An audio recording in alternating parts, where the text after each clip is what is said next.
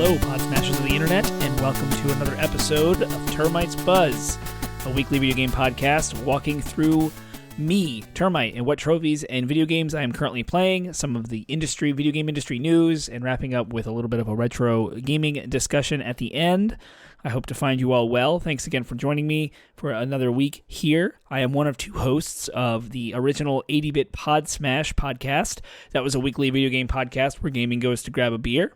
As we're on a hiatus, I have stood up my own solo show. So I am Termite out of the two of us, Penguin and Termite. With that, you can probably tell my voice sounds a little off. It's because I have come down with some sort of cough thing that my children bring home from their preschools and elementary schools. And so I am buzzing, if you will, with a little hot toddy to try and soothe this throat. I made this hot toddy with some honey, lemon juice, some rye, and hot water. That's it. Yeah, you put all the ingredients in a cup, and you boil some water and fill the cup up with water. And you have something that will soothe your throat and ease your cough, maybe. That's what honey does. And it tastes good. It's delicious. If you are into hot toddies, then have one with me, I guess, or something.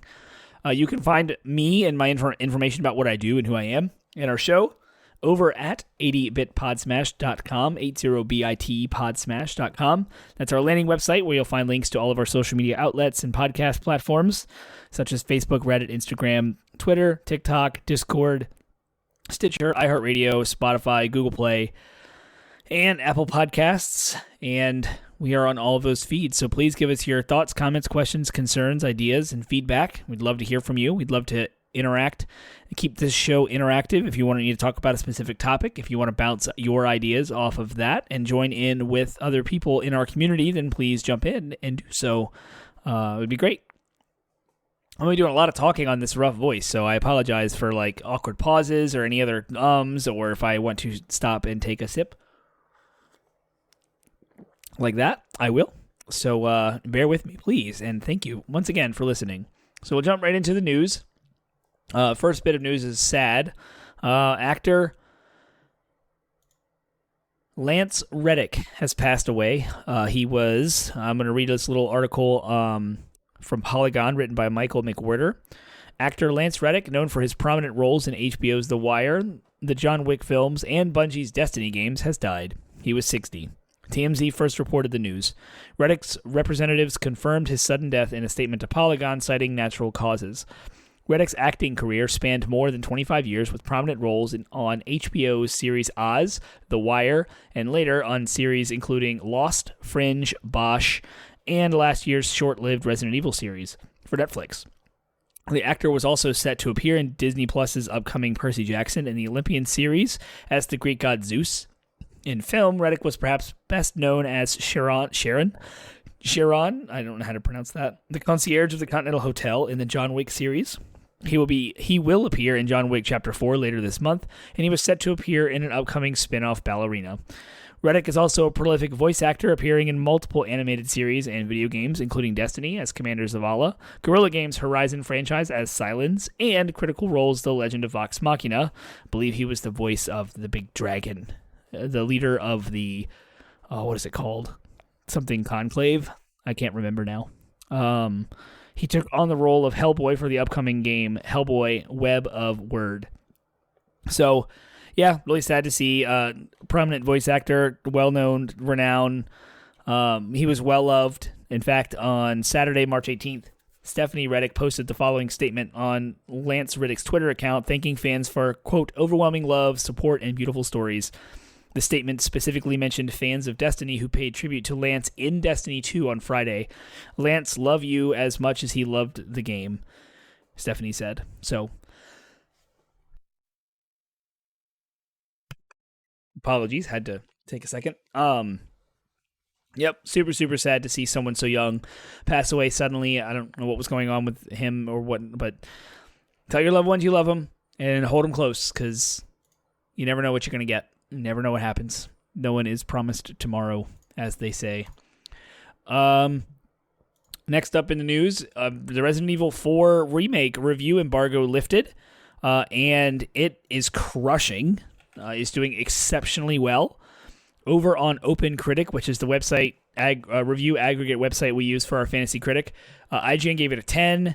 PC Gamer gave it an 80 out of 100. Games Radar, 4.5 out of 5. Metro Game Central, a 9. Easy Allies, 10 out of 10. Game Informer, 9.5 out of 10. GameSpot, 10 out of 10. The fact that IGN and GameSpot both gave it 10s is huge. It's very rare that games get 10s. So apparently it's really good. I want to read a snippet from IGN's review. I got to find a snippet first. I have the whole review up here. So go give IGN the click.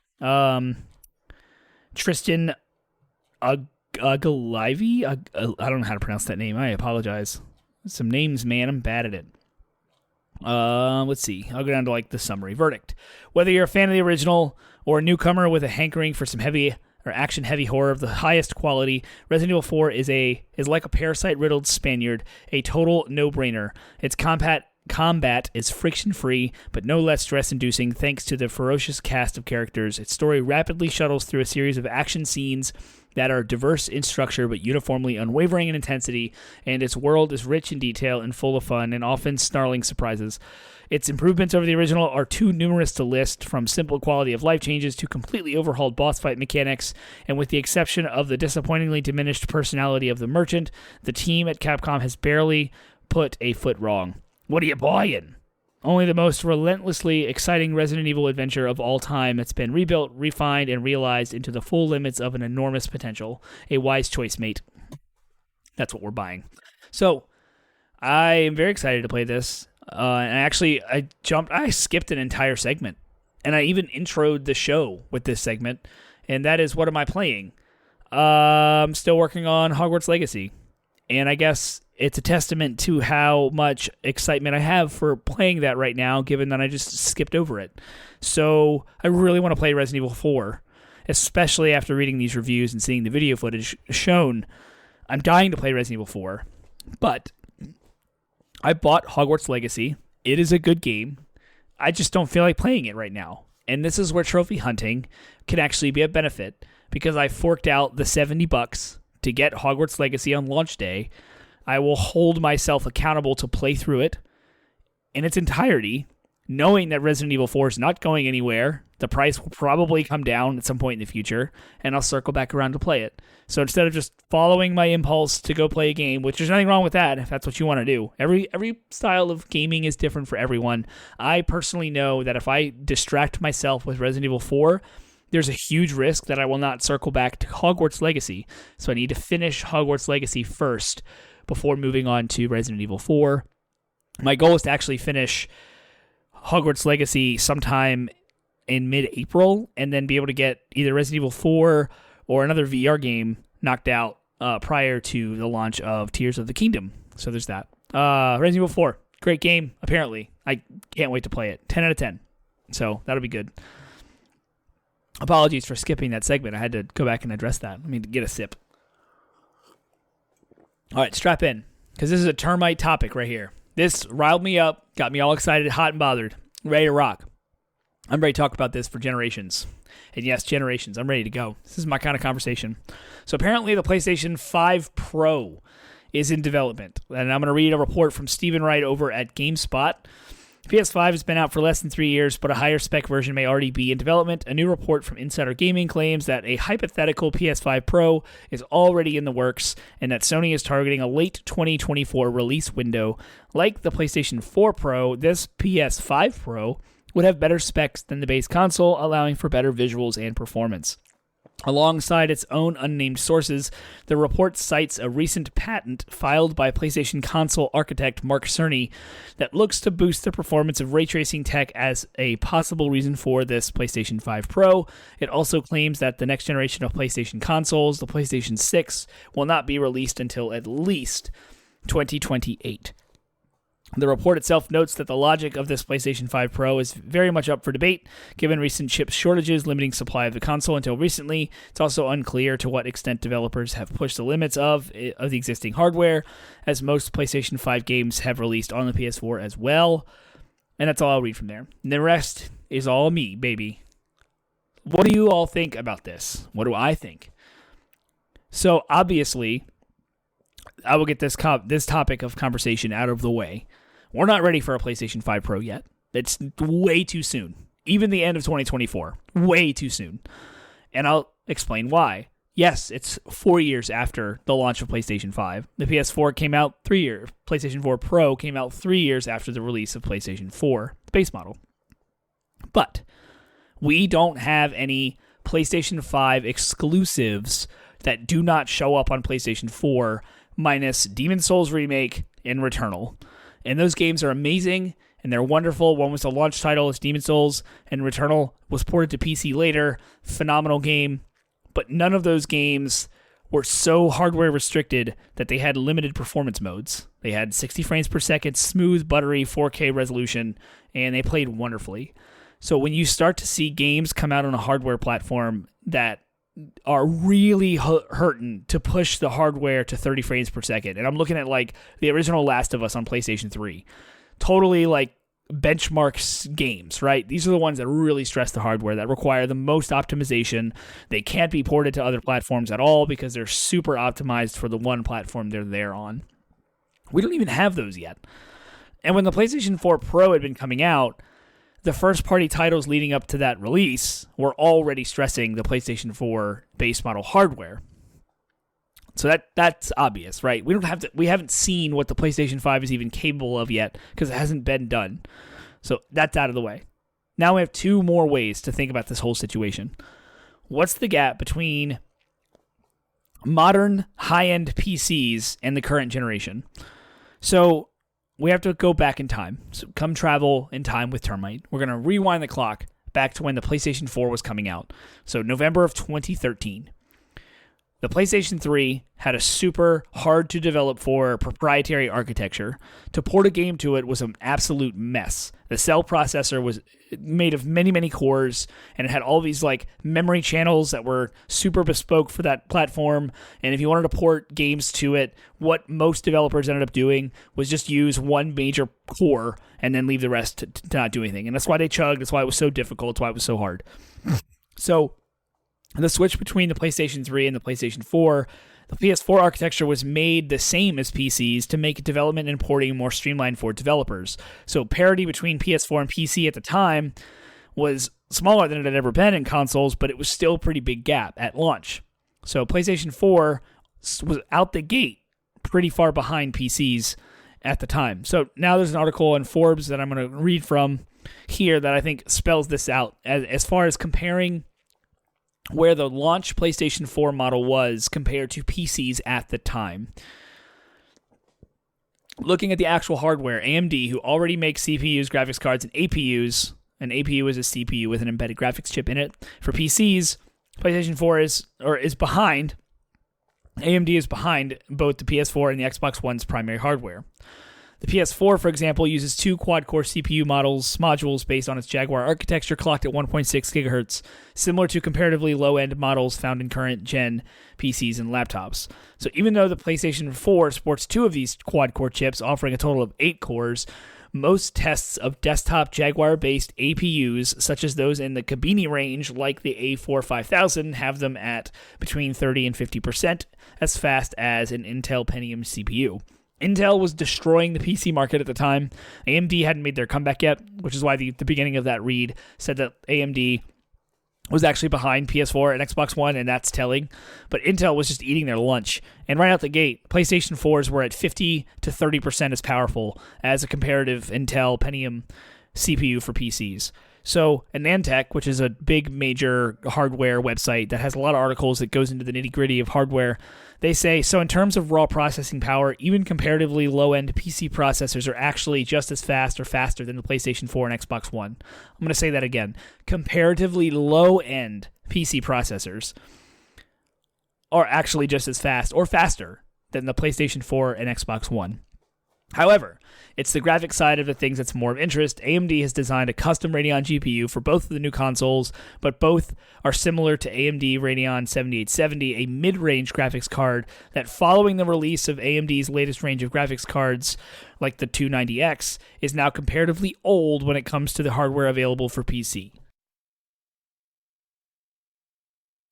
So, in summary, even the PlayStation 4's graphics at release were already behind what AMD was about to drop. And both on the CPU and the graphics side, low end and mid range. So fast forward to March of 2016. It was reported that a PlayStation 4 Pro model was in development. It was officially announced in September of 2016, and it was released in November of 2016, which was exactly 3 years after the base model. But interestingly enough, the announcement to release was only 3 months, September, October, November. So they announced it officially and then released it right afterward. But what else was going on at the time? We know that, so after 3 years, right, you release a console, the PlayStation 4, at mid to low end range of the available hardware on the PC side of things. And I'm using the PC side of comparison as a benchmark for where the industry is at in general, because PCs usually dominate the hardware side of things, especially at this time. And so games need to be able to run on PCs and on consoles, and so you're looking at what's holding back the developers. If they're looking to release a video game on the PlayStation 4, they have to limit what they can do on the PC side, because they're going to have to develop it on the PS4 first and then add all the bells and whistles to allow the PC gamers to get the upgrades and the fanciness, the higher frame rates, the higher resolutions and such. What else was happening at this time? There was an enormous shift in home TVs from 1080p to 4K. This was like the next big HD era shift that we saw in 2005, 2006 with the release of the Xbox 360 and PlayStation 3.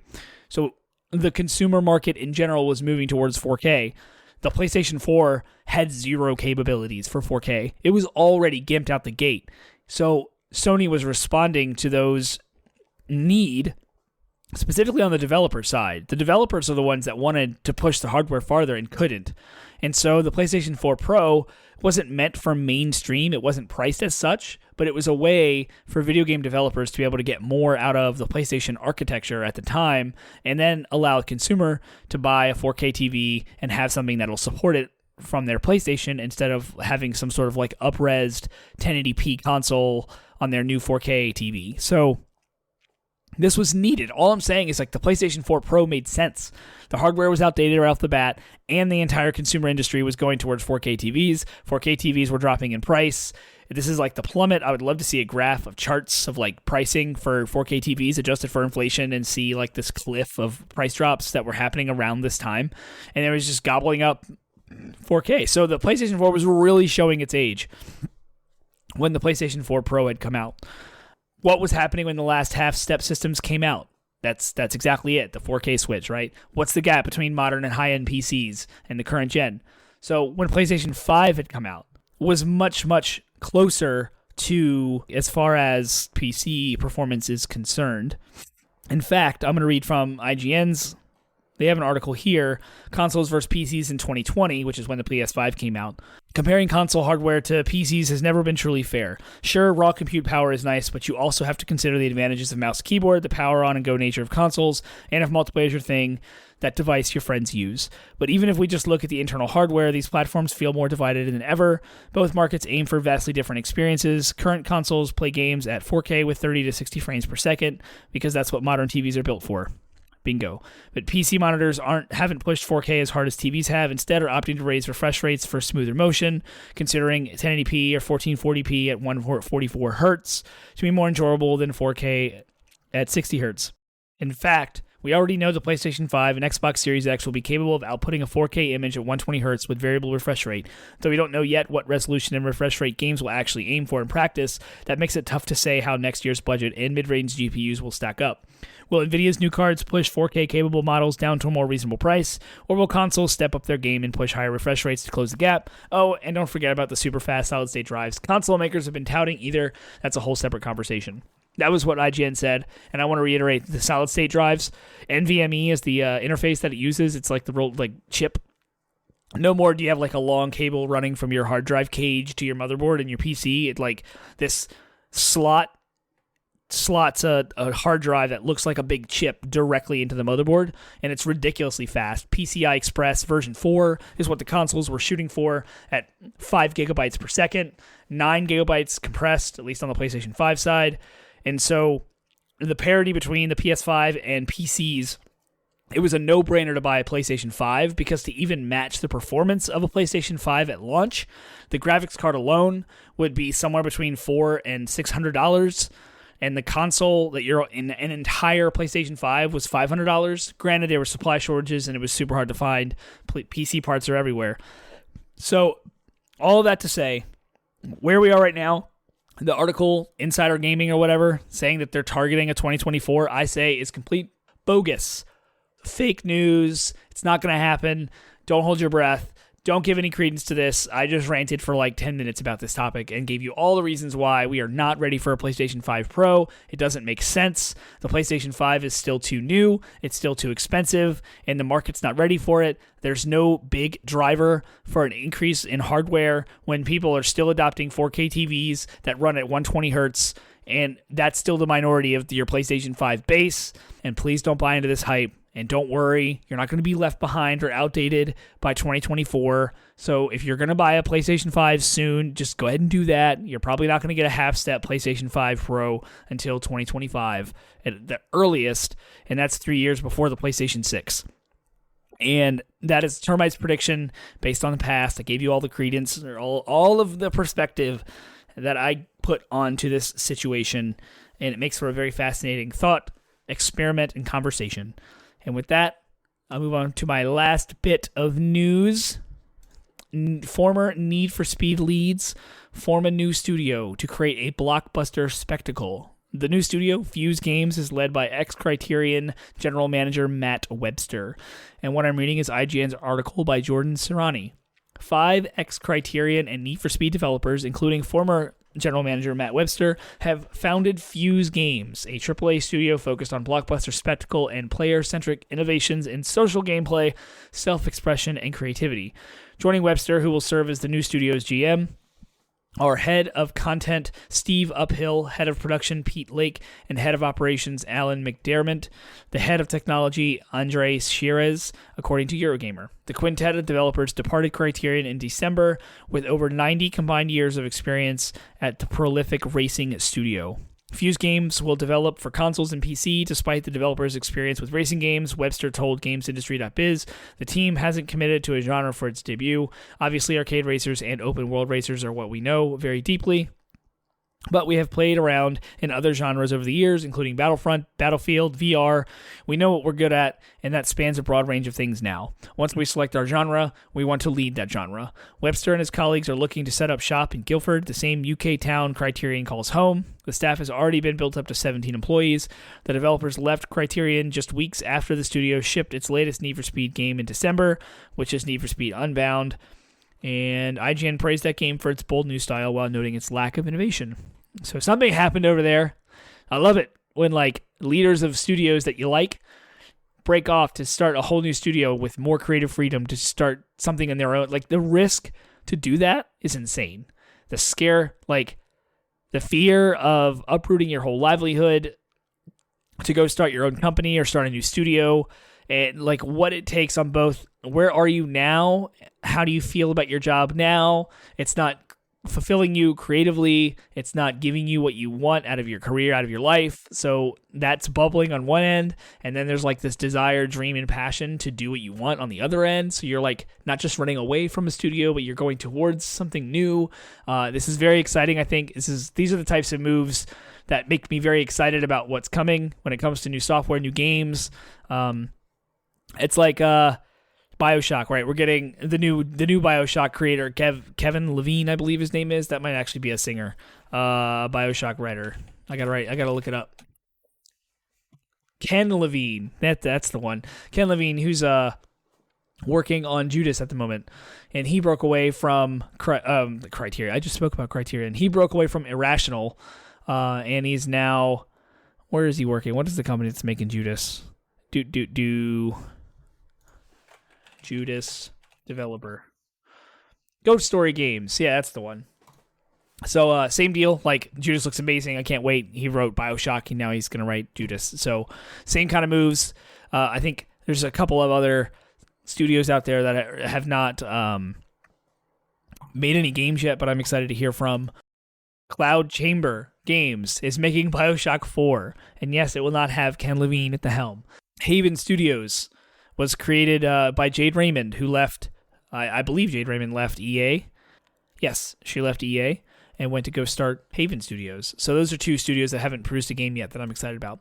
Fuse Games, what's coming next from the developers of Need for Speed?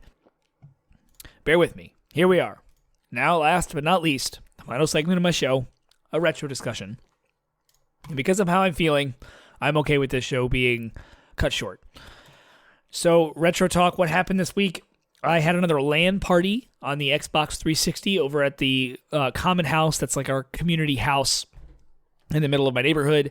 And a bunch of folks from the neighborhood joined me and some friends to play Left 4 Dead 2. And at the time, Left 4 Dead 1 and 2 had been coming out. I was not following the gaming industry as closely as I am now. My gaming experience wasn't as refined as it is now. My critical eye on games wasn't as refined as it is now. And I didn't really recognize the fundamental differences between Left 4 Dead 1 and 2. I was just like, oh, Left 4 Dead 2 is more of 1 with just more stuff. Well, playing with a bunch of kind of newer gamers when it comes, or at least not as experienced gamers. They're not new. They've been playing games for years, but like they don't play games like I do. And like the friends that I played Left 4 Dead 1 and 2 with back in the day with, there's a couple in our neighborhood that are like very experienced gamers. But when you mix experienced gamers with inexperienced gamers, and you start to like learn what you're teaching them, especially in games that you work cooperatively with, like Left 4 Dead. Left 4 Dead is a very, very, especially the sequel, it's difficult. You need to know the strategy, how to work together, and you need to be able to rely on your teammates that they've got your back and understand that they know what they're supposed to do and everyone has their roles defined. So it was a great lesson in like communication and teaching and patience. But the difference between Left 4 Dead 1 and 2 was we were able to finish Left 4 Dead 1's campaign on easy. We couldn't barely get through just the first campaign in one night in Left 4 Dead 2 on easy. And then I was confused. It's like, why was this so hard? Like, so I did some research. I Googled, like, Left 4 Dead 2 difficulty is harder. And basically the answer I received was that it's not necessarily harder. They've just introduced new mechanics that we, as our community, our LAN party, we never adopted. So there's now melee weapons. It's not like, oh, cool, it's Left 4 Dead 1, but I have a crowbar. It's Left 4 Dead 1, but I have a chainsaw. No, there's a reason these melee weapons exist. It's a new mechanic. It's a new way to make a new strategy, and that's what we failed to utilize correctly. So we didn't use the melee weapons mixed with the range weapons to kind of like drive a wedge through the hordes of zombies. And so these special infected were coming. The AI on the special infected was boosted, and they do work together. So when you're doing the PvE stuff specifically, like the new types of zombies will hit you all at once. So the jockey will jump on you and take you away, and the acid spitter will put a pool of acid on the ground. A boomer will show up and create a horde of zombies to attack you with, and then so all that's going on at once, and at the same time, you have like an alarm that you have to turn off, so there's an unrelenting horde of zombies, as opposed to Left 4 Dead 1, which had pockets of hordes. Except for the like staged defend this area or hang out here spots. So Left 4 Dead 2 introduced a new mechanic where you walk into a room and you have to clear the entire level, or at least a space. You have to get the actual aim from safe house to safe house. We'll call that like point A to point B, but within point A to point B are little sub point A minor to B minor, like in the middle of the match, where like you walk through a glass door and like an alarm goes off and you have to go up 3 flights of stairs and turn the alarm off. So there's an endless horde of zombies. And at the same time, you have new mechanics with your melee weapons, and you have to work together as a team to use this stuff correctly. And we weren't doing any of that. So I think it just threw a whole bunch of new stuff at us. But what I didn't appreciate when it was released was that they fundamentally changed, well, actually innovated what Left 4 Dead was, by adding all these new mechanics and allowing us to think of things differently and through new lens. And I just appreciated and loved the crap out of the sequel. I thought it was way better than the first one. I still do. And I just thought it was cool that the same group of people that learned how to play Left 4 Dead 1 and finished it on easy could not even get past the first level in Left 4 Dead 2.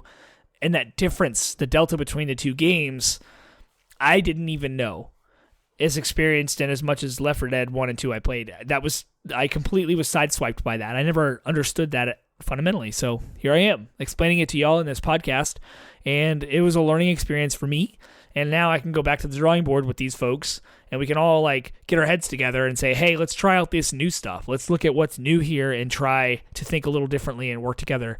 And that is the magic of Left 4 Dead. And that is why that system worked so well in those games. They're so approachable. There's no microtransactions. There's no loot system. There's no like upgrades, skill trees. There's no cards that modify stuff. I can just grab 3 other people and say, hey, we're going to play this game. Here's the premise. Pick up your sticks and let's go. And we can do that because the drops are all like the gear drops, the weapons are all the same. Every time I play the first level, it's going to look exactly the same. The shotgun's here, the submachine gun's here, the ammo's here, the health stuff is over here, healed here. And I deeply appreciate that. So, and I'm even mentioning that because Back 4 Blood took a lot of the stuff from like Apex Legends and Battle Royales, and there's like different upgrades. You can change out parts for your guns. There's cards to modify things. And even though it was the same developers, Turtle Rock Studios, of Left 4 Dead, Back 4 Blood it took so much more of a lift to understand what's going on to get to the point where you can just start strategizing. Because you have to kind of understand what you're doing as a player before you can plug yourself into a team. Once you understand your own roles, you understand how the game works, you understand how the enemies and special zombie types work, then you can plug in and you can finally start to speak the language of the game and like understand what's going on and work with teammates to be successful. And Back 4 Blood requires so much more things to understand fundamentally before you can start actually playing the game. And I found it frustrating. The barrier of entry is too high, and I dipped out. And I played it once, like an early access or a beta or something, maybe a stress test. So Left 4 Dead 2 was magic. It was awesome. The first game was amazing, and there's still games out today that kind of like try to capture that magic, and it's like lightning in a bottle. It's just unable to do that again. And my fear is that from the development side, the studio, publisher, they can't monetize a game like Left 4 Dead as easy as they could something like Back 4 Blood. And that's why we have, the shift, the paradigm has changed from when that game had come out, 2009, 2010, somewhere around that time was when Left 4 Dead 2 had come out, and what video games were from a monetization strategy to now, where now it's all about keeping player engagement. So there's like battle passes and seasons and constant refreshing and constant patches and constant content drip, drip, drip, because that's what makes money. And video games cost so much more now to make than they did back then, which is ironic because usually development tools can streamline the process, and like learning new things in the industry and how to create studios and new business models can kind of streamline to bring costs down on the development side. But here we are, where video games cost an astronomical amount of money to make. And so to make up the cost on the other side, you have to figure out how to monetize the game, how to make money off of it more than just raw sales, because that's not going to get you there anymore. Back then, on digital platforms like Steam is Valve, right? They're the same. So it cost Valve absolutely nothing to sell their title digitally on their platform, and they got 100% of the profit. They didn't have to cut discs, and they did for the console, for Xbox 360. They did cut discs, but their primary audience was the PC, and so you could just release the game digitally on the Steam platform that they already own and run, which has it's their own overheads already there, and they just make 100% profit on each sale. Whereas now you have PlayStation 5, Xbox, PC, Nintendo Switch, and like you want to be able to capture all 4 of those audiences and keep them all engaged, drip feeding money into your system by buying cosmetics and buying into battle passes and seasons. It's just like, why would you ever go back to selling your game on a one-off? And I guess it still happens, like God of War 5 most recently is a game with no drip content, right? It's just a game, single player story, point A to point B, boom, here you go. That's a PlayStation exclusive. I'm kind of rambling now, but I'm just bummed that games aren't as simple anymore as they were then, and I'm relishing it's a retro game, right? It's 13 years old. 2010 was 13 years ago. Left 4 Dead 2 was great. It was magical. It was an awesome online experience, and I'm saddened by the fact that there's probably not going to be any more new games like that when they being developers and publishers can make so much more money by doing the stuff I just complained about. So here we are. I really loved my LAN party. It was a super fun night. We had a blast. We were drinking some drinks, hanging out. Stayed up too late, drank too much. Woke up the next day with a headache, and It was a good time. Good times had by all. So with that, I will leave you for another week. I will continue to keep you up to date on what's going on with my PlayStation 3 that's in California. It's getting its Frankenstein repair from Computer Booter. I'm going to be interviewing him soon. We're still trying to figure out and deconflict our schedules to line up some time to record and get it done, but we haven't forgotten. So at any point, the next episode could be that interview. And if it's not that, it'll be another round of what I'm currently playing, what's going on in the gaming industry news, which never ends, and what retro games I am currently playing or thinking about or discovering something new about a retro game or franchise. And with that, I will leave you for next week.